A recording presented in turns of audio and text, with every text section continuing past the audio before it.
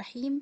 أحبتي في الله، السلام عليكم ورحمة الله تعالى وبركاته. مشاهدي الأعزاء، اليوم غادي نقدم لكم وصفة من وصفات رمضان واللي هي خبز البطبوط.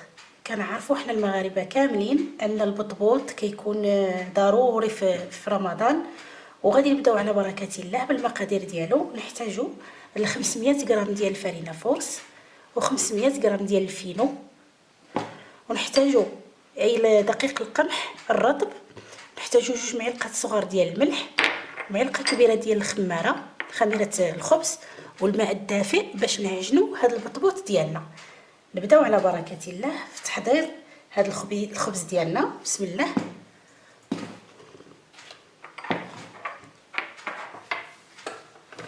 نجيبو العجانه، ممكن السيدات تخدمو غير بيدها.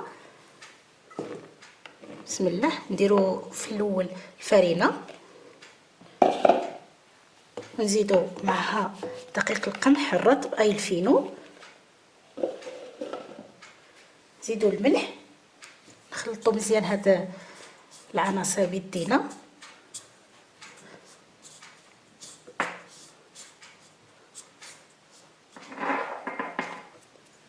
ونزيدو الخميره نتاع الخبز،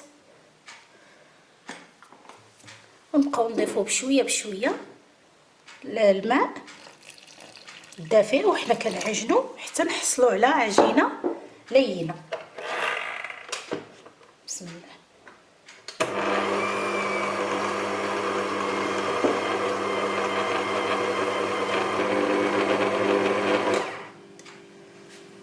هذا هو الخبز ديالنا مشاهدينا الكرام. من بعد ما تعجن مزيان كتجي العجينه ديالو على هذا الشكل، هذه تجي رخوه ما تجيش قاصحه باش يجي البطبوط خفيف. هذه هي مشاهدينا الكرام. غادي نخليوه يخمر ويضاعف الحجم ديالو، نغطيو عليه، ومن بعد 30 دقيقه ان شاء الله نرجع معكم باش نشوفوا التتمه تاع البطبوط. هو الشكل تاع الخبز ديال البطبوط اللي حضرنا مع بعض. من بعد ما خمر غادي نخرجوا منه الهواء هكذا.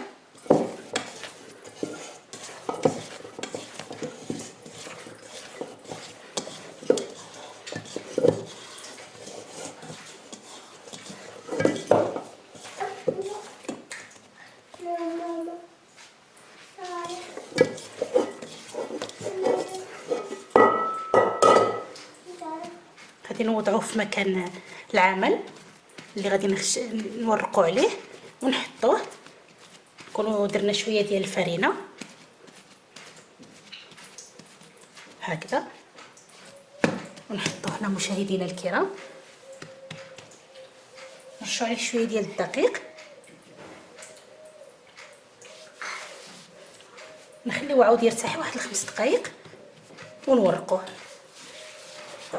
هذه هي العجينه ديالنا. من بعد ما ارتاحت غادي نورقوها، نعودوها شويه هكذا بيدينا ونبداو نورقو فيها.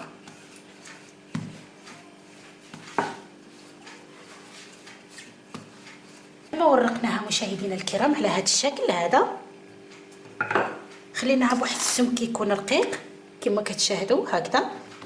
غادي نجيبو قطعه، اي قطعه بغينا مثلثات، بغينا مربعات ولا دوائر اللي بغينا. انا اختاريت هاد القطعه هذه مدوره، غادي نقطعوا بها هاد البطبوط. بسم الله.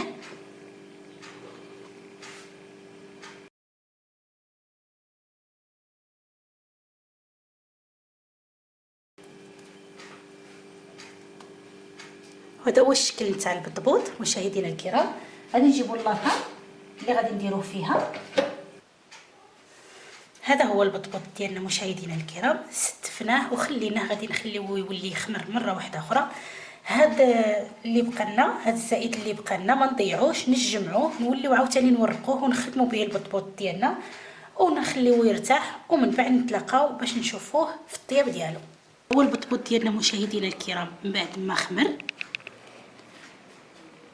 المقله ديالنا تسخن على النار، دهناها بشويه ديال الزيت وغادي نحطو فيها هذا البطبوط. بسم الله.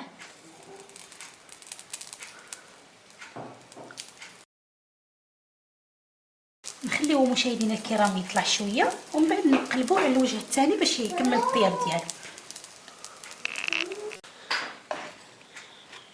هاو كما كتشاهدوا مشاهدينا طاب من واحد الجانب، غادي نقلبوه هكذا.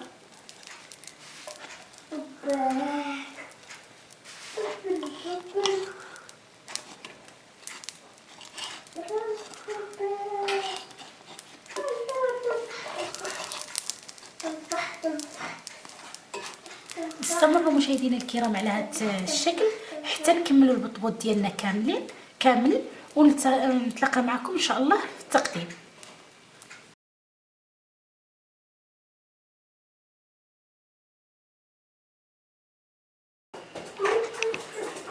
هذا هو البطبوط اللي حضرت لكم اليوم مشاهدينا الكرام.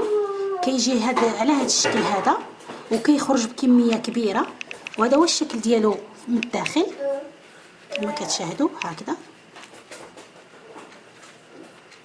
كيجي خاوي وهشيش. كنتمنى مشاهدينا ينال الاعجاب ديالكم، تجربوا هذه الوصفه وتكون سهله وبسيطه عليكم. وانتظروني في كل جديد مع وصفات وفاء حموتي، والى الحلقه القادمه ان شاء الله.